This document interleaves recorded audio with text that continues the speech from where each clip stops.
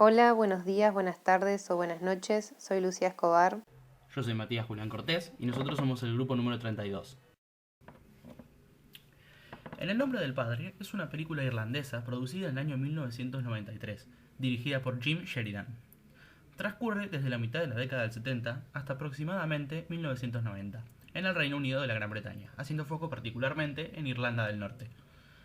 En este periodo histórico eran frecuentes los enfrentamientos armados entre el ejército británico y un grupo paramilitar irlandés, el IRA, que reclamaba la soberanía del pueblo irlandés sobre los territorios de Irlanda del Norte, pertenecientes al Reino Unido.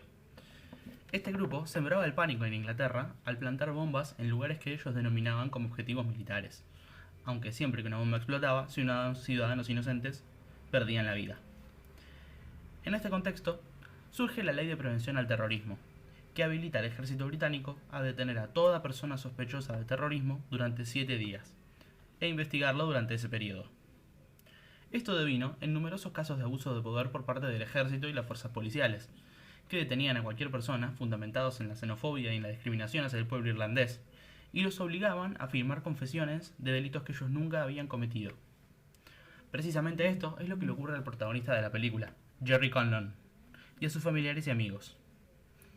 El ejército británico detiene a Jerry y 3 amigos suyos en virtud de la Ley de Protección al Terrorismo, acusándolos de haber plantado una bomba que mató a 5 personas en un bar en Guildford. Durante los 7 días que esta ley estipulaba que debían permanecer en cautiverio, los torturaron física y psicológicamente hasta obligarlos a firmar una confesión falsa, en la que dicen haber sido los autores materiales del atentado. Una vez firmaron, detuvieron al padre de Jerry, Giuseppe, y a 6 familiares más. Todo el grupo pasó 15 años en prisión, aguantando el maltrato constante de las fuerzas policiales, hasta que una abogada inglesa logra reabrir la investigación y probar la inocencia de todos los acusados, logrando la absolución para todos. Lamentablemente, como producto de la violencia policial y la falta de atención médica, el padre de Jerry, Giuseppe, muere en prisión, por ende no puede recibir en ningún momento la absolución que se le correspondía. Si analizamos los derechos humanos que se ponen en juego en esta película, veremos que corresponden a derechos de primera generación.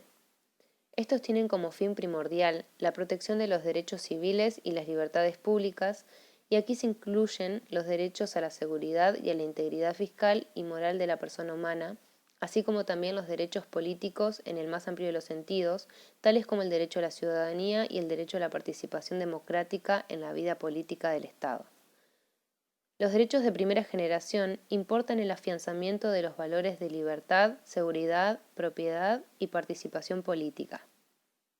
Son sustancialmente derechos en una parte oponibles al Estado y en otra legitimantes del ejercicio del poder estatal. Su reconocimiento formal se manifiesta principalmente en la Declaración de Virginia y en la Declaración de los Derechos del Hombre y del Ciudadano. Estos derechos de primera generación fueron receptados en el capítulo primero, Declaraciones, Derechos y Garantías de nuestra Constitución Nacional, principalmente en los artículos 14, 15, 16, 17, artículo 18, 19 y 20. Dentro de los principales derechos que fueron lesionados podemos encontrar el derecho a la vida y la integridad corporal. Es uno de los derechos reconocidos en la Constitución Nacional, implícitos en el artículo 33, y es considerado el bien jurídico supremo. A partir de la reforma de 1994 se le dio jerarquía constitucional al Pacto de San José de Costa Rica, en el cual se establece que toda persona tiene derecho a que se respete su vida. Este derecho estará protegido por la ley y en general del momento de la concepción. El derecho a la vida es el primer derecho inherente a la condición humana, dentro del cual está protegido el derecho a la preservación de la salud, que remite a un concepto amplio de bienestar psicofísico integral de la persona y tiene a su vez una directa relación con el principio de la dignidad humana, soporte y fin de los demás derechos humanos, encontrándose el mismo reconocido y garantizado tanto por la Constitución Nacional como por nuestra Carta Magna Provincial. Otro es el derecho a la salud. La Organización Mundial de la Salud ha definido como tal un estado de completo bienestar físico, mental y social, y no solamente la ausencia de enfermedad. La OMS dice que el goce del grado máximo de salud que se pueda lograr es uno de los derechos fundamentales de todo ser humano, sin distinción de raza, religión, ideología política o condición económica o social. El derecho a la salud obliga al Estado a generar condiciones en las cuales todos puedan vivir lo más saludablemente posible.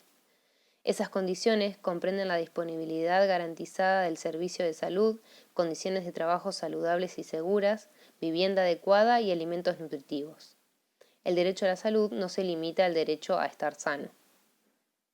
El actual artículo 42 de la Constitución Nacional dispone la protección de la salud, aunque en contexto particular de la relación de consumo. El artículo 75, inciso 22 de la Constitución Nacional establece la jerarquía constitucional del Pacto Internacional de los Derechos Económicos, Sociales y Culturales, el cual estipula el derecho a la salud con un contenido y alcance más específico, refiriendo las obligaciones asumidas por el Estado. Cabe señalar que el derecho a la salud en el texto constitucional no se encuentra sistematizado, pero es reconocido como derecho fundamental. Como fundamento constitucional del derecho a la salud en el texto mismo de nuestra Carta Magna, debemos consignar los artículos 14 bis, artículo 33, 41, 42, artículo 75, inciso 18 y artículo 75, inciso 19. Derecho a la libertad. Este se encuentra consagrado en un amplio marco de disposiciones como lo son la Constitución Nacional, el Pacto Internacional de Derechos Civiles y Políticos, la Convención Americana sobre Derechos Humanos, la Declaración Universal de Derechos Humanos y la Declaración Americana de los Derechos y Deberes del Hombre, entre otros instrumentos con jerarquía constitucional.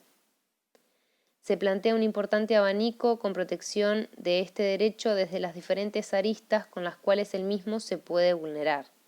Asimismo, recorre un amplio espectro de figuras o instituciones jurídicas como la desaparición forzada, el habeas corpus, la detención ilegal, la detención arbitraria, la prohibición de la detención por deudas, exceptuando las alimentarias, el derecho a ser informado de los motivos de la detención, el control judicial de la misma por un juez y el ser juzgado dentro de un plazo razonable o ser puesto en libertad.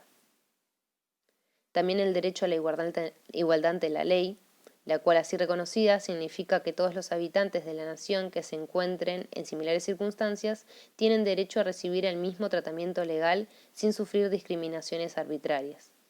En este sentido, la Constitución Nacional reconoce este principio y proporciona una garantía que nos protege a todos frente a los avances del despotismo y las arbitrariedades por parte de unos pocos y también a cada uno frente a los avances de todos. Este es reconocido y garantizado por la Constitución Nacional en el artículo 16. El derecho de defensa en un juicio.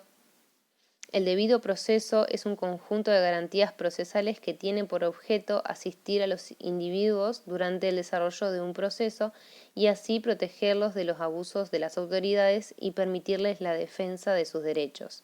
Y es reconocido y garantizado por la Constitución Nacional en el artículo 18. Hemos investigado antecedentes similares a lo visto en la película que hayan ocurrido en Argentina, y lamentablemente no fueron difíciles de encontrar.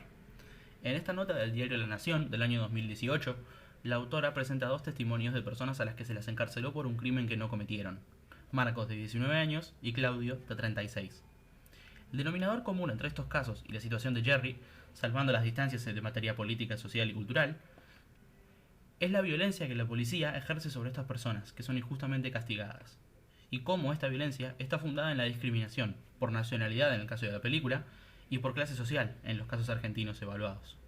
Claudio y Marcos son personas de bajos recursos, que viven en barrios vulnerables de la provincia de Buenos Aires, y ambos relatan en la nota las consecuencias físicas y psicológicas del maltrato que recibieron en ese tiempo que estuvieron en prisión. En particular son 4 años para Marcos y aproximadamente 1 año para Claudio. Ambos cuentan que creyeron que no saldrían vivos de prisión, debido a los golpes y a las malas condiciones del servicio penitenciario. Ambos casos fueron resueltos gracias a la intervención de organizaciones sociales que luchan por la protección de los derechos humanos de los más vulnerables, y de no ser por ellos, hoy Claudio y Marcos seguirían en prisión o hubieran fallecido a manos de una policía corrupta. Esto nos invita a reflexionar sobre cuánto nos falta como sociedad a nivel mundial para alcanzar un mundo más justo, en el que se respeten los derechos que a todos los hombres y mujeres del planeta nos corresponden por el hecho de vivir en él, y de la importancia que adquieren las organizaciones nacionales e internacionales que velan por la protección de los mismos. Muchísimas gracias por su tiempo y su atención.